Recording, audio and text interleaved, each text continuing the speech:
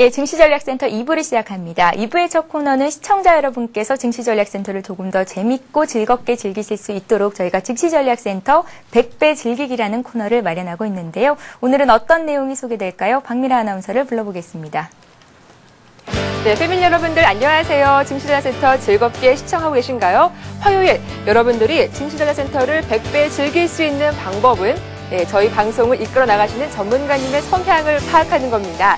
자, 오늘은 김승희 연구원님과 심기원 연구원님에 대해서 설명해 드리려고 하는데요. 혹시 패밀리 여러분들 이 두 전문가님에 대해서 어떤 특징이 있는지 눈치채셨나요? 먼저 김승희 연구원님부터 소개해 드리겠습니다. 이분 구수한 사투리가 매력적인 분이십니다. 김승희 연구원님은 종목 상담의 달인이라고 제가 이렇게 수식어를 붙여봤는데요.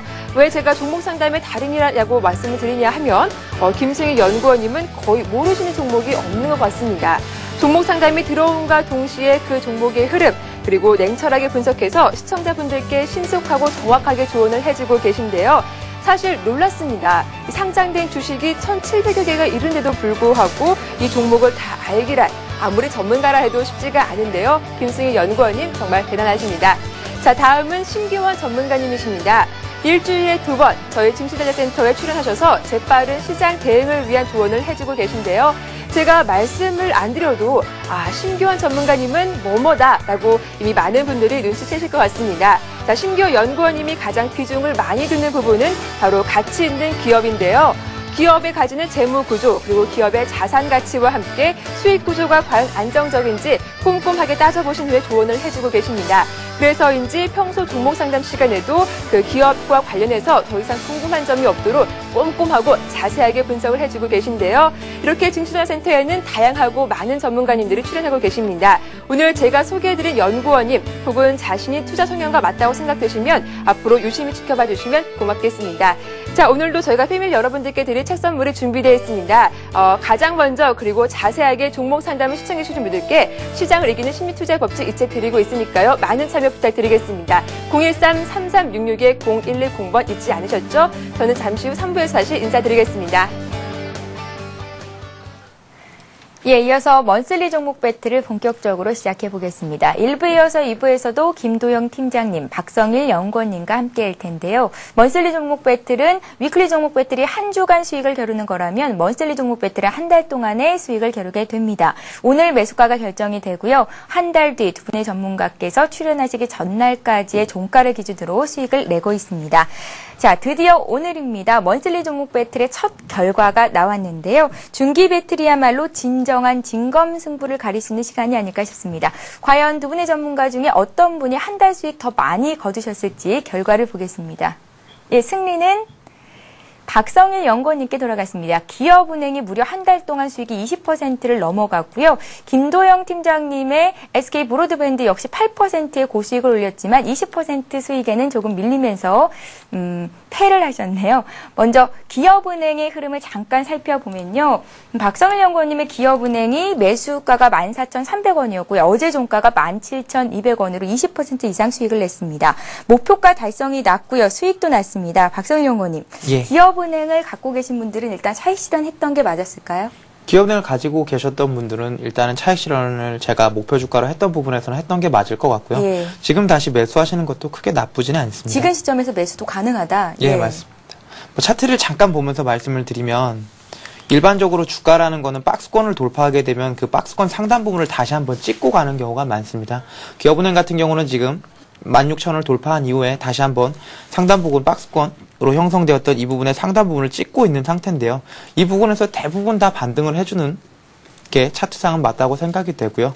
일단 수급상으로 보나 펀더멘털상으로 보나 아무리 봐도 기업은행이 다시 한번 이 부분을 깨고 내려갈 만한 일이 크지는 않다고 판단이 되기 때문에 지금 매수를 또 하신다고 하면 내년까지 가지고 가시면 또 좋은 수익 날 거라고 말씀 좀 드리겠습니다.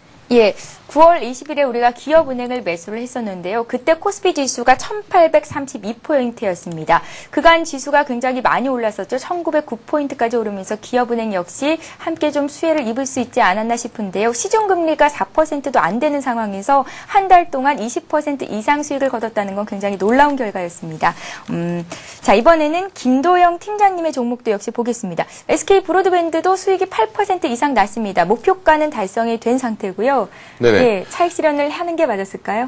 그때 당시에 차익 실현 한 절반 정도 차익 실현이 유효하다고 보고요. 지금 예. 현재 공격적인 매수 또는 절반 정도의 수익 실현 이후에 나머지 물량을 목표가를 지금 다시 상향 조정을 할 수 있다라고 말씀드렸습니다. 기존 목표 주가에서 다시 상향 조정하는 목표 주가는 6,000원 부근까지 말씀을 드릴게요. 6,000원은 SK브로닝 밴드의 매물대면서 매물벽 가격대에 놓여 있습니다. 그 부분들이 수급을 강하게 이탈을 하지 않는 상태에서 올라쳐야지만 거래량이 수반돼서 가야지만 반드시 좋은 결과가 나올 수 있는 측면이고요.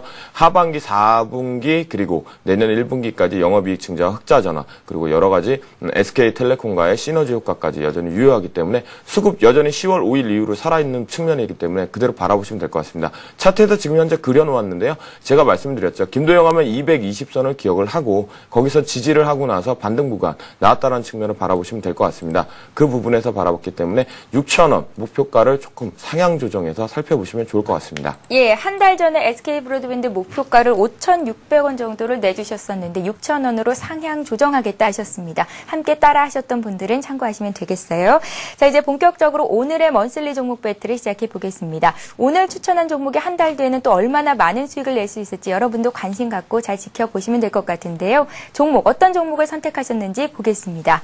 자, 먼저 박성일 연구원님께서는 두산 인프라코어를 들고 나오셨고요. 김도영 팀장님은 코스닥 상장 종목이네요. SKC 솔믹스를 채택하셨습니다. 매수가를 결정해 보겠습니다. 박성일 연구원님의 두산 인프라코어, 어제보단 주가가 약간 눌려 있는데요. 26,450원 매수가 결정하겠습니다. 자, 이제 김도영 팀장님의 SKC 솔믹스 보겠습니다. 8,490원을 가리키고 있는데요. 이 가격에 매수를 결정하겠습니다. 먼저 박성일 연구원님의 두산 인프라코어를 볼 텐데요. 최근 한 3개월 동안 주가가 무려 38% 정도 올랐습니다. 더 갈 수 있다라고 보시는 건데 그 이유를 좀 들어보죠. 예, 아까 잠깐 제가 환율 얘기를 하면서 말씀을 좀 드렸는데요. 아무래도 중국과 거래하는 기업 자체가 중장기적으로 봤을 때는 이 환율 전쟁에서 승자가 되는 기업이 되지 않을까 제가 조심스럽게 한번 예측을 해보고요. 두산 인프라코어 같은 경우는 대중국 관련 굴삭기 판매가 굉장히 증가를 하고 있는데요. 어저께 발표된 중국의 5개년 계획을 좀 살펴보시면 알겠지만 중국에서 많이 투자를 하는 부분은 아무래도 인프라 구축입니다. 낙후된 부분 지역 자체를 개발을 좀 하겠다라는 얘기를 지금 계속해서 하고 있는데요. 그렇다고 하면은 아무래도 도로를 다시 한번 공사를 하려고 하면 굴삭기의 수요는 지속적으로 증가할 수밖에 없을 거라고 생각이 되고요. 아무래도 중국 내 판매 1위 업체이기 때문에 1위 업체의 독보적인 지위 자체가 쉽사리 흔들릴 거라고 예측이 좀 되지 않고 두산 인프라코어의 예전에 많이 부담으로 작용을 하고 있었던 오버행 이슈 자체도 지금 해소가 된 상황이고 그 해소를 하는 상황에서도 지금 주가 자체를 할인을 하지 않고 넘겼다는 것 자체가 굉장히 긍정적이기 때문에 두산 인프라코어 같은 경우는 지금부터 더 갈 수 있는 펀더멘털이 좀 형성이 되지 않았나 말씀을 좀 드리겠고요. 차트를 좀 보면서 설명을 드리면 지금 현재 박스권 자체를 이제 조심스럽게 이탈을 해서 올라가고 있는 상황인데요. 일봉상에서 보시면 주가가 급등을 하고 5일선에서 지지를 받고 있지만 주봉상에서 보시면 예전 고점이었던 37,000~8,000원까지도 충분히 포트가 열려 있는 걸 보실 수가 있습니다. 시장이 꺾인다고 하면은 단기적으로 20주선까지 내려올 수 있는 여건이 되기는 하겠지만 한 달 정도 바라본다고 하셨을 때는 제가 생각했을 때 예전 주가 수준을 회복하는 것도 두산 인프라코어 그리고 두산의 재무구조 현황을 생각해 봤을 때는 아주 긍정적으로 생각해 볼 수 있지 않을까 좀 말씀을 드리겠고요. 일단 손절 라인을 말씀을 드려야 되기 때문에 일봉상에서 봤을 때는 21선 가까이 온 24,000원 제가 22,000원 정도로 설정을 했던 걸로 예상을 되는데 22,000원은 아마도 박스권 상단 부분인 22,000원으로 말씀을 드린 것 같고요. 22,000원 부근에서 한번 생각을 해보시는 게 맞을 것 같고 목표 주가를 생각을 해봤을 때는 제 개인적인 생각이지만 아주 높게 바라보시는 것도 두산 인프라코어는 가능하지 않을까 말씀을 좀 드리겠습니다. 예, 좀 높게 잡아본다면 38,000원까지도 볼 수 있겠다. 예, 한 달에 38,000원까지 가기 쉽지는 않을 텐데요. 아무래도 꿈의 기울기에 투자하라 이런 얘기들이 많이 있는데 제가 그런 꿈을 가지고 한번 시청자분들께 말씀을 좀 드려보겠습니다. 예, 꿈의 기울기에 투자하라. 두산 인프라코어 봤습니다. 중국 굴삭기 수요가 증가하면서 수혜를 입을 만한 종목이고 환율 수혜를 입을 수 있겠다라는 말씀까지도 덧붙여 주셨죠. 자, 박성일 연구원님의 두산 인프라코어에 대한 흐름을 살펴봤고요. 이번에는 김도영 팀장님께서 한 달간 수익이 좋을 것이다라고 꼽아주신 SKC 솔믹스 보겠습니다. 태양광주라고 알고 있는데요. 네, 아무래도 근데 태양광주라고 인식이 되어 있지만 사실은 이제 탈바꿈을 하고 있다라. 기초 소재 부분에서 조금 발돋움하려고 한다라는 측면을 바라보시면 되겠습니다. 예. 태양전지 웨이퍼 산업 부분이라고 보시면 될 것 같은데요. 신규 설비 부분의 사업군이 이제 드디어 태양주에 관련돼서 실적 과시화가 기대되고 있다는 측면이고요. 최근 LED 소재 진출을 함으로 인해서 사업 다각화 부분이 나오고 있는데요. 그 부분이 2008년, 2009년도에 EPS 기준에서 좋지 못했던 측면이 바로 그 부분이었죠. 설비 투자에 대해서 공격적으로 유지를 하고 있었고요. 그 부분이 드디어 2010년 하반기부터 내년을 피크를 삼으면서 실적 과시화가 나올 수 있다는 측면입니다. 그 부분 바라보시면 되고요. 그 전에 SK솔믹스 하면 알아봐야 될 건 바로 이것입니다. 그래핀 테마주에 편승되어 있다는 측면이고요. 그래핀 자체는 신소재 중에서도 가장 핵심적으로 지금 현재 선정을 앞다투어하고자 하려고 하는 건데요. 대장주는 삼성테크민이고 그 이하에 동진세미캠이아 및 SK솔믹스가 있는데요. SK솔믹스가 수급적인 측면과 조금 더 탄력적일 수 있다는 부분에서 가지고 나와봤습니다.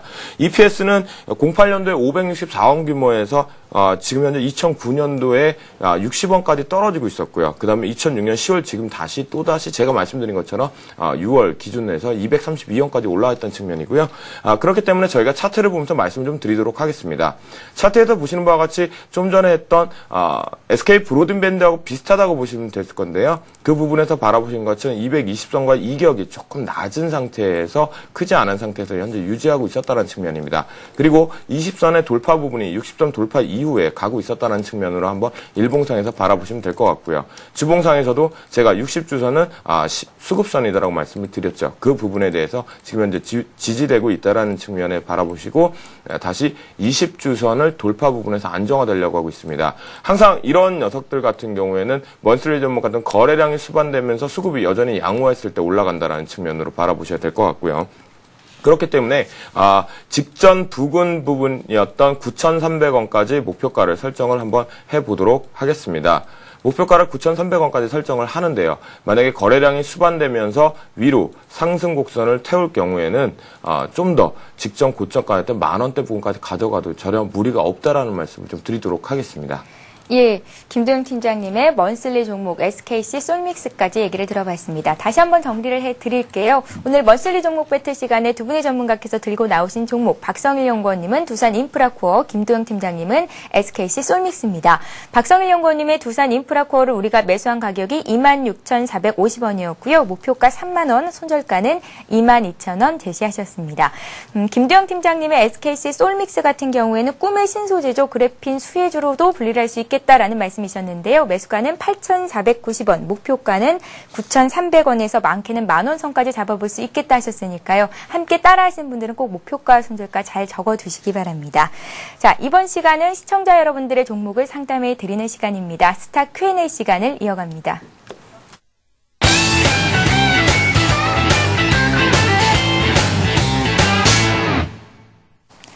시청자들의 궁금증을 풀어드리는 스타 Q&A 시간입니다. 013-3366-0110번으로 지금 바로 문자 참여하실 수 있고요. 실시간 종목 상담 받으실 수 있습니다. 지금 보내주셔야 오늘 다 상담을 해드릴 수 있습니다. 여러분들 참고하시기 바랍니다. 자, 먼저 들어온 종목부터 보겠습니다. 2293님께서 KC텍을 6,000원에 60% 정도 가지고 계시다라고 문의를 하셨는데요. 목표가 알고 싶습니다 하셨습니다. 오늘 장에서는 매수한 가격 부근에서 거래가 되고 있는 상태고요. 어제 공시를 했었죠. 올해 창립 23년 만에 처음으로 2천억 원 이상의 매출을 달성할 수 있겠다라는 소식이 전해지면서 주가가 거의 5% 가까이 급등을 했었습니다. 오늘은 조금 눌리는데요. 앞으로 흐름 어떻게 볼까요? 예, 캐시텍 개인적으로 봤을 땐 정말 좋은 회사입니다. 매출처도 굉장히 확실하고 삼성과 LG의 매출처를 확보를 하고 있고요.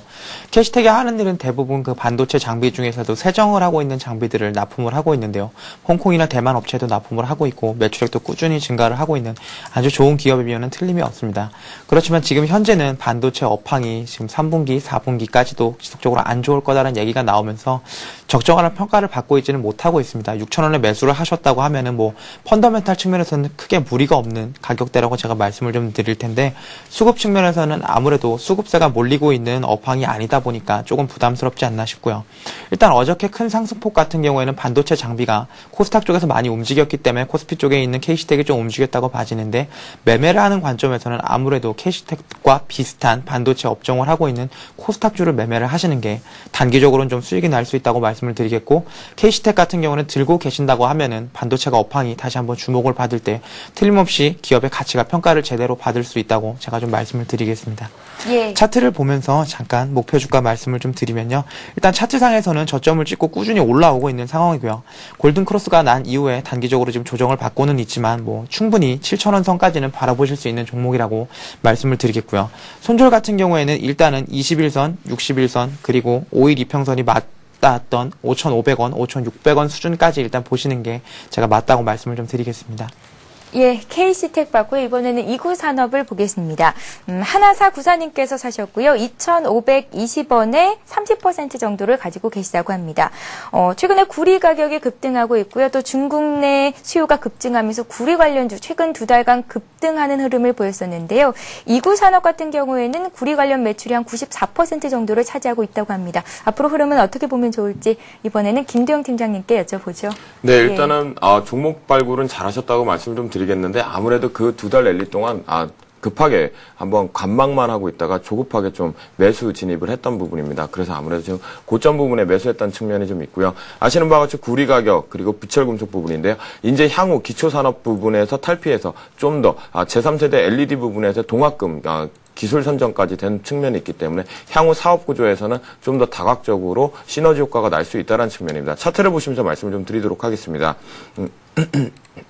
보시는 바와 같이 N자 형식으로 눌려주는 가서 다시 재차 상승, 그리고 또 현재 눌리고 있는 측면인데요. 그 부분에서 아직까지는 수급 부분이 선도 주체가 없다라는 부분에서 조금 염려스러울 수 있습니다. 그렇지만 경기가 회복되고 있다라는 점, 그리고 경기가 회복되면 반드시 구리 부분에서 비철금속 부분에서도 가장 강하게 모멘텀이 실릴 수 있다라는 측면이기 때문에 조금 더 힘드시겠지만 지금 유지를 하시면서 보시면 될 것 같고요. 주봉에서 보시는 바와 같이 현재 10선과 20선 모두 다 60선까지 이격이 조금 넉넉히 있다라는 측면 바라보시면 될 것 같습니다. 그렇기 때문에 만약에 여기서 더 견디시기 어려울 경우에는 지금 현재 구간이 2,120원 구간에서 10주선에서 일단은 전량 손절 라인을 한번 잡아보시고요. 그리고 나서 재차 20선 부분에서 공방 여부까지 확인하신 다음에 재차 진입해도 괜찮을 것 같고요. 지금 현재 견디실 수 있는 부분이라고 사례되기 때문에 경기 회복세와 함께 같이 계속 홀딩하는 전략 의견 제시드리도록 하겠습니다. 예. 자, 이렇게 종목 상담 받기를 원하시는 분들은요. 013-3366-0110번으로